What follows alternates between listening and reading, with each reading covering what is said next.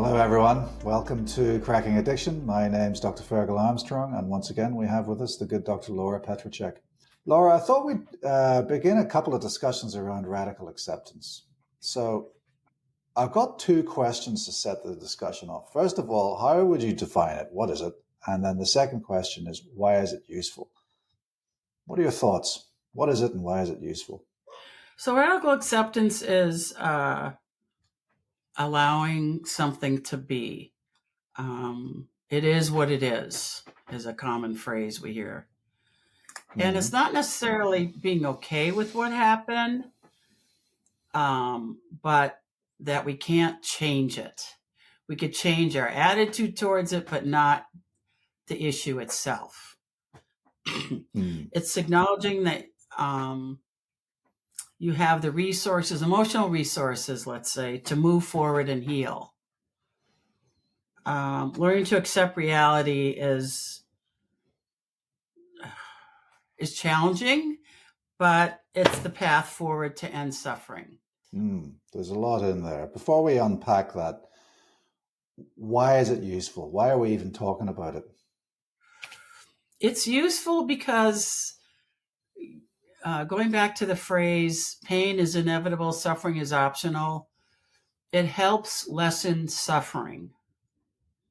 And radical acceptance, these skills really help us lessen our suffering.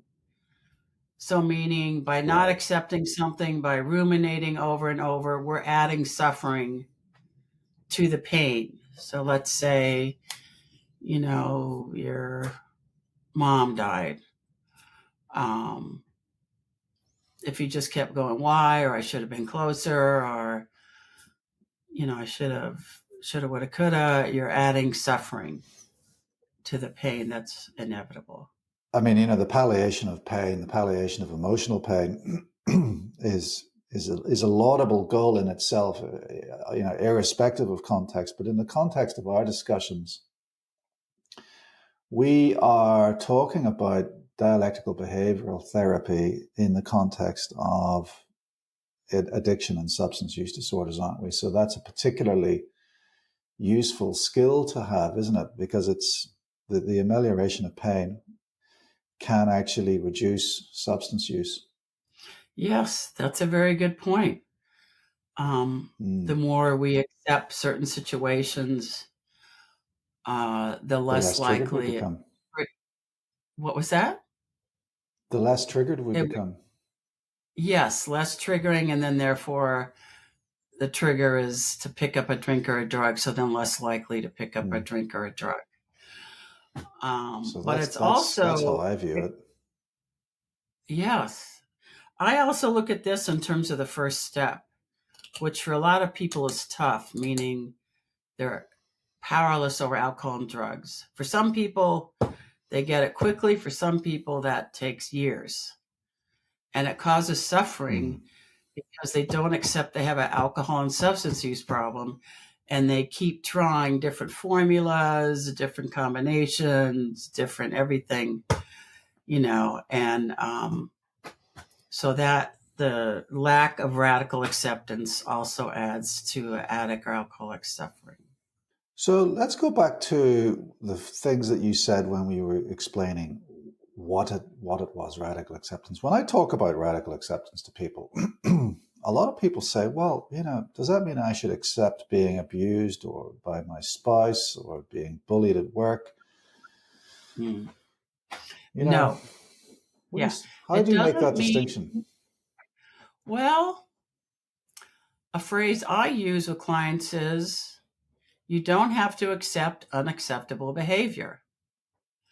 So being bullied is unacceptable behavior. Being abused in an abusive domestic violent relationship is unacceptable behavior. And sometimes clients aren't sure, is this acceptable behavior or not? Like, is this okay that he or she said this to me or did this to me? And so I think part of our role as therapists is to help clients, kind of differentiate. This is okay, but that wasn't okay that he or she did that. No. So that is sometimes a tricky part. Like, does this mean I have to accept unacceptable behavior? Absolutely not. Doesn't mean you have to accept. It also means you have to recognize that distinction, doesn't it? But it still actually, though, means you have to accept, in a sense, the other person is not going to change. Like, they are who they are. So if you accept that, do you still want to be in this marriage or at this job if that person is who they are, which sounds abusive or is abusive? No, you could only change yourself. So after radically accepting this is what it is, then what's your next step or steps? Well, I was going to, draw this out a little bit. I mean, for some people who are in abusive relationships, they feel at times, or they're most, they feel frequently that there is no way out. So that's an unacceptable behavior on the part of a spouse or a partner. But for the individual concerned, there is no way out. There's no way of stopping this abusive behavior. To what extent is radical acceptance there accepting of that unacceptable behavior? Well, I wouldn't say there's no way out. That I don't agree with. I think there's always a way, meaning, I mean, I'm not exactly sure the services in Australia, but I'm sure you have shelters for women who are battered or in abusive relationships. And that could be a first step. I mean, we are, in essence, asking them to change their life. So there's a lot of steps involved, time, money. But for a lot of women, I suggest the first step, if they don't have someplace to go, is go to a shelter. And then that will start the ball rolling, Right. And if you do have a place to stay, I still recommend they go to the shelter for counseling services or to be in a DV, domestic violence group. Because I think by telling women, well, it's primarily women, that they're stuck or there's no way out is adding to a sense of hopelessness, which is like the worst thing we could do to people struggling with an abusive boss or marriage and thinking there's no way out. The other thing I wanted to draw out was this idea of you can control your own reactions. And there is a space between every action and a reaction. And that space is the choice to either, accept or suffer. And so, this makes me immediately think of Viktor Frankl and his comments around that. What would you say to that? I love Viktor Frankl's book, Man's Search for Meaning. And I agree with his premise that, okay, this was a situation. They're in a Nazi concentration camp. But what is people's reactions, or in terms of Viktor Frankl, his response? And a lot of people, I mean, considering the situation, I can understand they feel hopeless, like it's over. But he really worked on his mindset and being very aware of his cognitive thoughts and patterns and how that influenced how he felt. And he had purpose. I mean, he also, that was kind of an overarching reason. But yeah, I agree with his premise that a lot of our suffering is caused by our own thoughts, but also our reaction to what is presented. So here is like probably the worst case scenario. Someone could be presented what they're living in, but their attitude, there's another woman, Holocaust survivor. Unfortunately, she died in the Holocaust, but they found her journals. Her name's Eddie Heilsam. And I keep reading this one page once in a while because I just can't like get over it, how she didn't react but responded. And she said, even though I walked by the barbed wire fence, I still feel this joy in my heart and a spring in my step. I said, how the heck do you have that belief in life or that direction in life in considering where you are? I find that utterly remarkable, that she's not letting her circumstances dictate how she's going to live. or or how she respond rather. feels. Yeah, or even how she feels. That's right. Yeah. So, would it be fair to say then that radical acceptance really lives in the space between event and reaction? Yes. Or it lives between event and response. Because if it's more of a response someone's giving, the more likely they're going to accept it. Because response is that space between, so you're not reacting. But yeah, it's that And I space suppose, between. Okay, X yeah, happened. What am I going to do? You yeah, know, like, okay, this is a very small, minor thing, but my daughter went on vacation. She leaves me with this car that's a fob and the battery's broken. I go to the dealership. Well, the dealership totally closed down. There's no dealership. So, but instead of like, it's like, okay, think. What are some problem solving things you could do? And I was so proud of myself that I didn't like go into a tailspin about it. I said, okay, I accept this is broken. I accept the dealership's no longer there. What is my next step? Yeah. So, thinking problem solving instead of, and accepting instead of, oh, the dealership closed. Oh my God, that's just so terrible. Why could they do that? How could they do that? That causes suffering. so if we accept then that pain is inevitable, suffering is a choice, and if we accept that radical acceptance is, if we accept that radical acceptance is the space between an event and a response, we also then have to accept that suffering also lives there. Yes, we do. So our choice to suffer, so really our suffering or suffering in general is our choice because it's how we choose to respond to an event. And we cannot influence the event itself. We can only influence our choice to respond to that event. And so there is that time period. There's that period of time when our brains are trying to compute and analyze and process this event. And it can be very quick, but nonetheless, there is a space. There's a space within which we can choose to suffer or we can choose to accept and thereby minimize the suffering. I agree. I feel we have no control over the event, but we do have control over our response to it. And we have control over how we respond. If we're into reacting mode, there's less chance we are responding in a mindful way. And if we're reacting, we're usually causing ourselves more suffering. So I think it's important to emphasize that radical acceptance doesn't stop pain. No. Doesn't stop events. It simply stops our suffering and goes back to that line that pain is inevitable, suffering is optional. Well, psychologists cannot fix the world. Really? No, I'm just kidding. No. No, they can't fix the world. They can help people deal with the world. Have I just insulted the entire profession of psychology? No, I agree. A psychologist can't fix it any more than a medical doctor like yourself. However,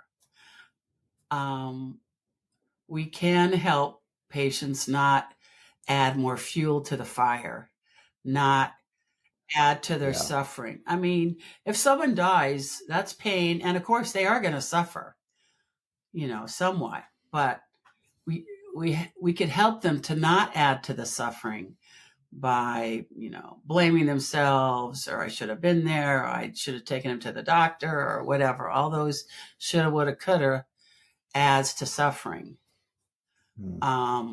So there is, yes, pain, but there's also, I think there is some suffering, but but someone doesn't have to add to it. And that's where we could help our clients.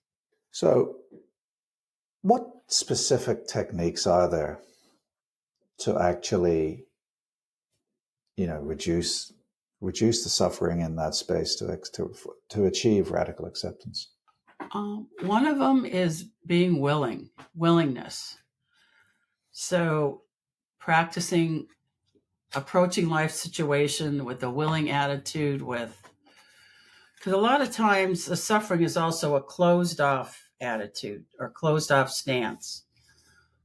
Like, for example, the situation of, let's say, well, global warming, so that's not a good one. Let's say someone, client got robbed, it's not your fault.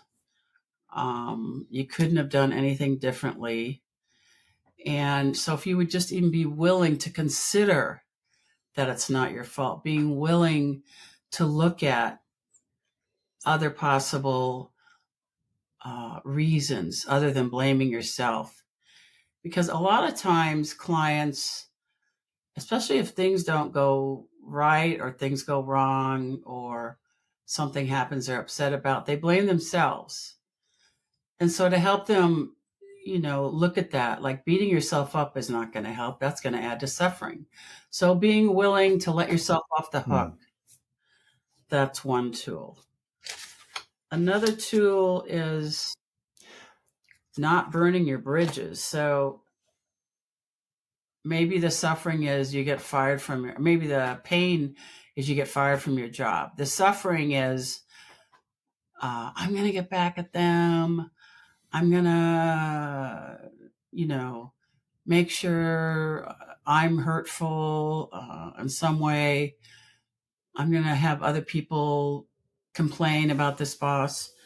That, let's say though you want a referral letter. A lot of times businesses will give you one, even if it is under those circumstances of termination, because otherwise there's usually legal action. So they'll send a neutral letter at best, or at least. But if they burn that bridge, then that's not even going to happen. So I have to help clients look at their reactivity could make things 10 times worse. Not just the suffering, but also their relationships. And then another one is called ride the wave or urge surfing. So this is where something happens, we have a lot of feelings come up, and ask clients to ride it out instead of reacting or even necessarily responding. Just go with that feeling for a while without, just be aware of it. There's a acronym I use called NAW. Notice this feeling, have awareness of it, and then willingness, to acknowledge this feeling and not to shut it down, but also not to react to it as well. So just kind of going with the flow, as they say. Just ride it out, and then you can have a better, when you're more neutral, to make a decision about what you want to do about it. Yeah, I like those techniques. I particularly like the urge surfing one and ride it out, because it really does emphasize the space concept for me. And also, I think you're beginning to allude to what I would regard as the transactional model of emotional arousal. And by that I mean, you have an event, and instead of thinking event equals response, you have an event. Then there are various stages beyond that before you actually get to response. So first of all, you have the event, then there's judgment. And then as a result of that judgment, there is emotional arousal. As a result of that emotional arousal, there is there's inaccurate expression emotional arousal then leads to invalidating responses, which then of course lead to inaccurate expression or inaccurate response. So I think those elements are each touch points where therapy can occur. And I think urge surfing allows you almost to have some kind of emotional distress tolerance as you're working your way through all of those touch points. What do you think? I think that is a good way to conceptualize it. That yes, we have these emotional heightened arousal, and then looking at the frame or lens that you're talking about.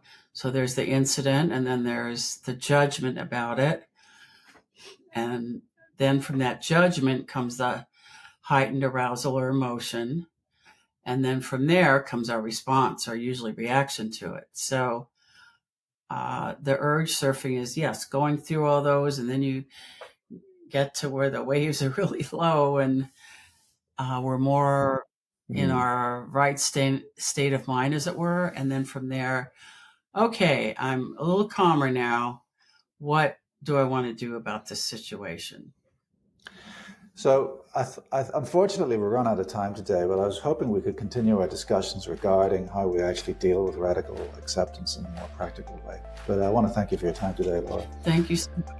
That's all for today, folks. My name is Dr. Fergal Armstrong, and this has been Cracking Addiction.